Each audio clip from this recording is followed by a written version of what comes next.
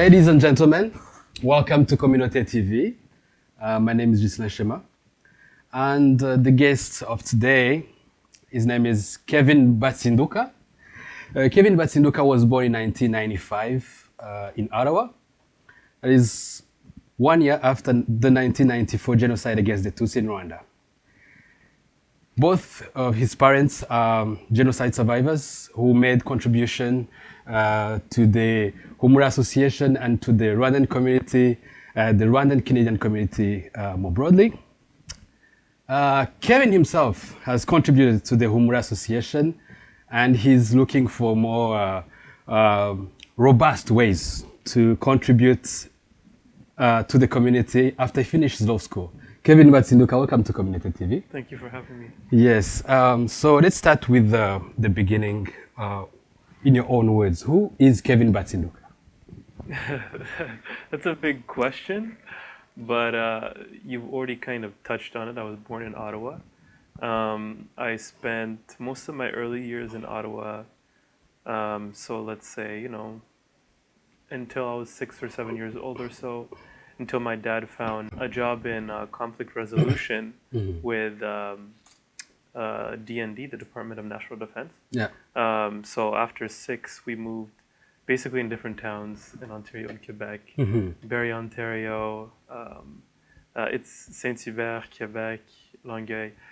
We don't need to get into it, but essentially that sort of area. I have one sister who's just 1 year younger than me. She's in Toronto now. I'm kind of Ottawa-based for the time being until I go to law school in Montreal in September. But I would say I have pretty deep roots here. Maybe not generation-wise, but even before I was born here, my dad was in Laval, Quebec, and Université de Laval, and so that's essentially me. And I guess I should say quickly, I did my undergraduate education here at the University of Ottawa, double major in English and philosophy. Then I went to Kingston for a little bit, to Queen's University for a master's degree. But otherwise, Quebec and Ontario are my stomping grounds. Awesome. So Kevin, during the genocide, you were not born yet. Would you say the genocide against the Tutsi had an impact of your life? Tell us more about that. Yeah, it had to have had an impact, right? Yeah. But, it's still worth asking the question. It's really hard to imagine that I was born in August of 1995, so barely a year after the genocide in 94 in April. Now that I'm, in my mid-20s, and that a year's time, when you're young, a year seems like a really long time, Like summer vacation from school seems very long. But now a year's time, just a year ago we started the pandemic, right? A lot of us are not realizing I'm going to spend 2 birthdays in this pandemic. In the pandemic. Yeah. So I have a hard time understanding how, just a year after all of that stuff was happening, my parents, I came into this world and my parents were raising me, and how they kept it together mentally, financially, as new refugees in this country. But I think that speaks to the importance of maintaining the sense of community. My parents certainly weren't alone in being survivors in the Ottawa-Gatineau region. But essentially the genocide has colored my whole life. Even though I did the double major in English and philosophy, I preferred philosophy. And I really like political philosophy. But I often found that even though political philosophy is about theory, about understanding what would a just society look like really abstractly, not getting into the weeds of policy, I always wanted to talk about concrete consequences. What does this mean? I am interested in making sure that theories make sense, that they're sophisticated, but I always interested in whether or not this can have an impact on the ground. And I'm sure that came from knowing that when we talk about ethnic persecution, genocide, even other issues like famine and so on, this stuff happens to real people, right? It's a bit odd for me to talk about this stuff in the abstract and not be curious as to whether or not this kind of a theory will have an impact on those. And I get that pushback, I've noticed, from members of my community who say, okay, you say you work, for instance, I tried to explain what I was doing in my master's on global justice.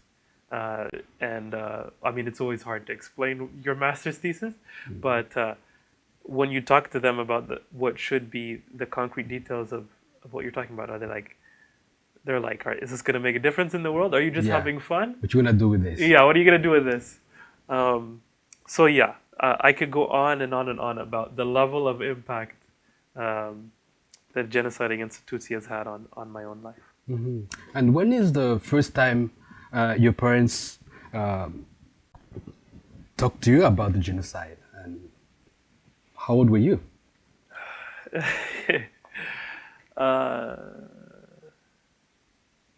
I can't. One thing that was pointed out to me recently is that even well before frank discussions about what the genocide are, members of our community, the kids, like second generation immigrant kids of genocide survivors, we go to very many events at churches, events like the Humura events and so on. So even before we're, pre-verbal, even before we can speak really, we're immersed in events that have to do with this, that momentous tragedy. And so perhaps it didn't even need to be, formal. Yeah, it didn't have to be formal. Yeah. Kevin, you just know this big issue that but the interesting thing was, so essentially probably by the time it was discussed directly with my parents, and I would imagine it's one-on-one with my parents, because they had, one thing which I think is important to know is that all survivors have a different experience of what happened. They lost certain things. They didn't just, my dad lost a lot more than other people. He lost a little bit more than my mom and so on. Some leave with serious psychological trauma and depression and struggle with suicide symptoms. So, but one thing I noticed is that as I got older and I matured, intellectually and psychologically, my parents, in their own unique ways, became more direct about what they talked about when it came to the genocide. So. Awesome. Okay.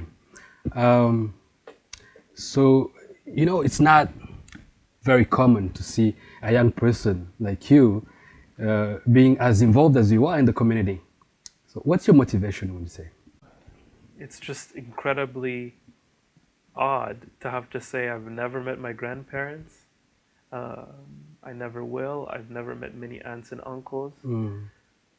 Now that I think about it, I've never, especially with my dad, my mom, thankfully, she got to keep two of her brothers.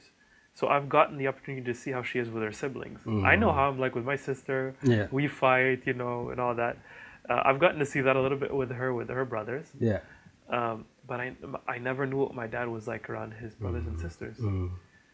So it's those sorts of things that I guess I'd say compel me to care about these issues and try to contribute in any way I can. I also feel a little bit of guilt knowing that I kind of studied these issues in school through political philosophy, but since that stuff is so theoretical, I may never have a chance of making a real practical impact on these issues, so I have to contribute concretely by getting my hands dirty with our community.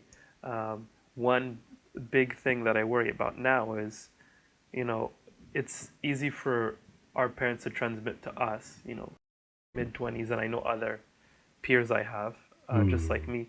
It's easier for them to transmit to us what the genocide was like for them, but what's going to happen when I have kids, right? Yeah.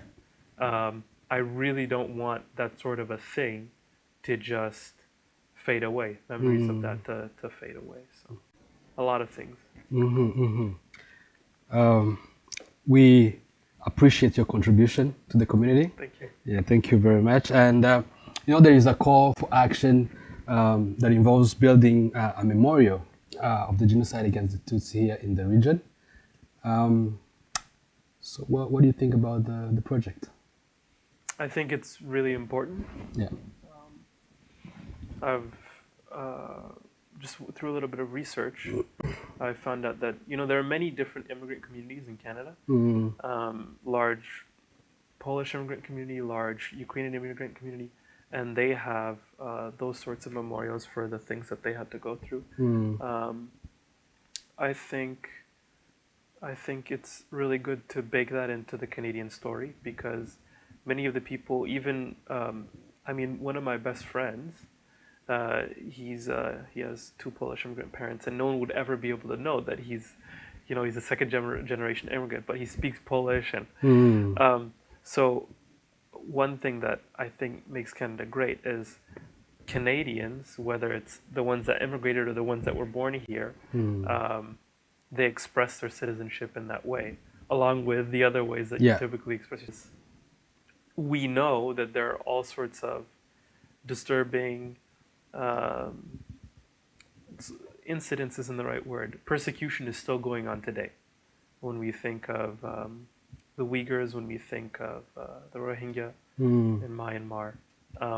So we know that it's very important to keep the memory of what took place in the past alive. When somebody, if somebody walked past something like a memorial for the 1994 genocide against the Tutsi, they may learn about how genocide is planned, how it operates in stages that are pretty easy to identify if you research this stuff. Yeah. So that's my more pragmatic answer is, if we have something like that, along with other memorials from other communities that suffered persecution, it'll help Canadians remain vigilant.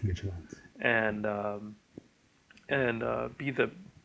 make the most out of their empathy for others, because Canadians, and I am a Canadian, I shouldn't spot, that's a problem our community has, talking as if we're not Canadians. We have big hearts, right? So if we can help turn that into actions, I think that's great. Very good answer. Okay. And and thank you for your contribution to this project in particular, actually. So there's amid discoveries of mass graves and unmarked graves, Canada is facing its responsibilities for the crimes committed against the indigenous peoples in this country. Some people call it an ongoing genocide. What's your take on this one? Ongoing genocide, I'm not sure about the ongoing, but I know that there's a large discussion within academia, discussion just among the general population and so on about cultural genocide, or perhaps something further, something closer to what happened to the Tutsi in 1994. Genocide has a precise legal definition that I'm unfamiliar with, so and I've yet to go to law school, Makes sense. I'm not sure if I want to wade into that in terms of, is it, can we say with confidence that it's genocide? But we can say a couple of things, right? So we can say, indigenous people are not a monolith. There's many different First Nations, many different Inuit, many different Métis communities and nations. I think we can say with confidence that over hundreds of years since contact, many of the many smaller nations must have been eradicated, not necessarily always through willful intent to eradicate certain communities, but through, we know contact led to diseases, European contact, and so on. So the point here is that many different indigenous communities and nations have been decimated. Some of it, not all of it, is by accident, obviously. I think it's uncontroversial to say that in the 19th century, the Canadian government was interested in assimilating, I'll use that word, but we know it's not a neutral word, indigenous peoples, and that had disastrous effects. So if I could sum all of that up, which I'm not sure I can, I would say, we're in a process of reconciliation. I think that our understanding of what took place and what is taking place right now will evolve. The most important thing is to have the courage to pursue the truth, right? And not to say, oh, one thing you often hear is everyone in the 19th century was mean to each other. There was slavery. Yeah. And I think at the very least, most Canadians agree, it's good to know where their hidden mass graves and so on, where they're, So, yeah, our understanding of this will evolve if we have the courage to pursue the truth. So, yeah. Awesome. So we're heading towards the end of the interview, Kevin. You have a few minutes to say a last word. I'd say don't wait for anyone to push you. We have a lot of smart kids in our community. We have a lot of kids. They're busy with university, I know, just like I was. And I will be again when I go to law school. Yeah. But they're very talented. They're bilingual. They're motivated to succeed, both collectively within the community, but also personally. So I would say don't hesitate, whether you're in Ottawa or Montreal or elsewhere in Hamilton and so on. Don't hesitate. Don't hesitate to get involved, and don't think that getting involved means going to the elders in our community and saying, pulling on their shirts and saying, "How can I help?" It could be as simple as going to other youth in your community, and maybe getting friends from outside your community to help with the volunteer. The more practical aspects of volunteering, so that the experience is a positive one. Volunteering and being a part of a community shouldn't have to be a chore. It can be extremely enjoyable. Fun. It can be extremely fun. And I think many people are going to be eager when the pandemic slows down and eventually ends at some point, to see each other and to hang out and to have events like Humura's gala dinner, and to socialize. And that's kind of what serving your community is, right? Part of it is socialization. So, just pay attention to what's going on in the community, and don't be afraid to lend a hand. Awesome. Thank you very much, Kevin, for all your thoughts and for your courage and for your contribution to the community.